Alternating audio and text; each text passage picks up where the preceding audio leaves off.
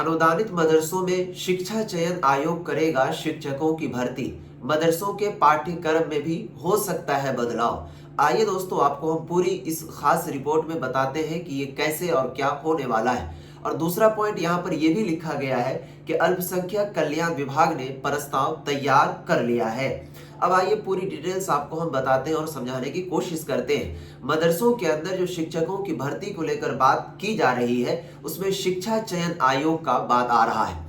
आपके स्क्रीन के ऊपर एक पेपर का कटिंग होगा जिसमें पूरी डिटेल्स मेंशन है, और देखिए उसमें क्या क्या चीजें लिखा हुआ है। उस पेपर का हेडलाइन ही है कि अनुदानित मदरसों में शिक्षा चयन आयोग करेगा शिक्षकों की भर्ती, जो कि बड़ी खबर है तमाम मदरसों के शिक्षकों के लिए, तमाम मदरसों में पढ़ने वाले तलबा व तालिबात के लिए। उसके बाद अगला पॉइंट है कि अल्पसंख्यक कल्याण विभाग ने किया प्रस्ताव तैयार। उसके बाद फिर अगला पॉइंट है कि अमर उजाला ब्यूरो का पेपर कटेगा। इसमें लिखा हुआ है कि यूपी में अनुदानित मदरसों में अब उनका मैनेजमेंट शिक्षकों की भर्ती नहीं कर सकेगा। दोस्तों, जिस तरीके से मदरसों के अंदर जो मैनेजमेंट कमेटी हुआ करता है उसके थ्रू शिक्षकों की भर्ती होती है, लेकिन उसमें बहुत सारी खामियां, बहुत सारी धांधलियां देखने को मिलता है। इसको लेकर यूपी सरकार ने, सीएम योगी आदित्यनाथ ने यह फैसला कर लिया है कि अब उनकी मैनेजमेंट कमेटी बहालियां नहीं कर सकेगी शिक्षकों की, क्योंकि आगे पॉइंट कहा है भर्ती का यह अधिकार उत्तर प्रदेश शिक्षा सेवा चयन आयोग को दिया जाएगा। बिल्कुल ब्रेकिंग खबर और जबरदस्त बात है। यहाँ पर बिहार के मदरसों के अंदर भी और बिहार के मदरसा बोर्ड में भी यही लागू होना चाहिए। इसके लिए अल्पसंख्यक कल्याण विभाग ने प्रस्ताव तैयार कर लिया है, जिसे शीघ्र ही कैबिनेट के विचार के लिए रखा जाएगा।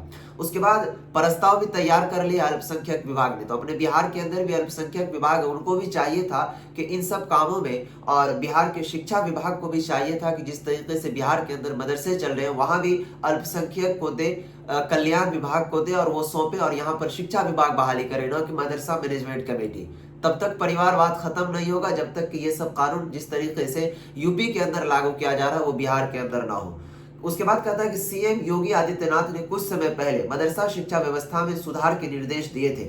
उसके बाद लिखा है कि प्रदेश में वर्तमान में कुल 13,329 मान्यता प्राप्त मदरसे संचालित हैं, जिनमें 12,35,400 स्टूडेंट पढ़ रहे हैं। इन अल्पसंख्यक कल्याण निदेशालय के सूत्रों के मुताबिक अभी तक मदरसों में जितने शिक्षकों की भर्ती हुई है उसे उनके प्रबंधन ने ही किया है। यहाँ तक कि अगला वेतनमान भी प्रबंधन के फैसले पर ही दिया गया। भविष्य में अनुदानित मदरसों के प्रबंध से अधिकार वापस ले लिया जाएगा। उसके बाद लिखा है कि मदरसों के पाठ्यक्रम में भी बदलाव, यानी कि निसाब में भी हो सकता है।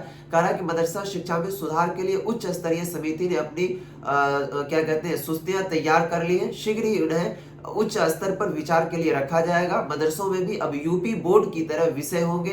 इंटरमीडिएट में कला, वाणिज्य और विज्ञान संकाय भी होंगे। उर्दू, अरबी और फारसी इसके साथ पढ़ाए जाएंगे। बिल्कुल सही बात है, क्योंकि दोस्तों यहाँ पर जब तक के शिक्षा विभाग और शिक्षा आयोग इन सब में शिक्षकों की भर्ती नहीं करेगी तब तक ये परिवारवाद खत्म कभी नहीं हो सकता है। इसलिए मैं बिहार के माननीय मुख्यमंत्री और बिहार के माननीय एजुकेशन मंत्री से भी रिक्वेस्ट करूंगा, गुजारिश करूंगा कि जिस तरीके से यूपी के अंदर किया जा रहा है, इसी को देखकर, इसी प्रक्रिया के तहत आप बिहार के अंदर भी कीजिए। जब तक आप नहीं कीजिएगा तब तक यहाँ पर परिवारवाद और मनमानी कभी खत्म नहीं होगी। क्योंकि दोस्तों, जिन बच्चों के पास, जिन लोगों के पास अच्छी नॉलेज, अच्छी तालीम है, वो घर में बैठे रह जाते हैं, और जिनको लिखने के लिए नहीं आता है, अरबी का आइन नहीं जानता है, उनको जॉब मिल जाती है। मैं तमाम शिक्षा विभाग के आला अधिकारी से गुजारिश करना चाहूंगा कि यूपी मॉडल को अपनाइए बिहार के मदरसों में भी, तब जाकर के बिहार के मदरसों में भी शिक्षा की गुणवत्ता बढ़ेगी। फिलहाल आप इस खबर के बारे में क्या सोचते हैं? क्या यूपी ने सही किया है या फिर गलत? आप जरूर कमेंट कीजिएगा। फिर मिलता हूं मैं नेक्स्ट खबर में, नेक्स्ट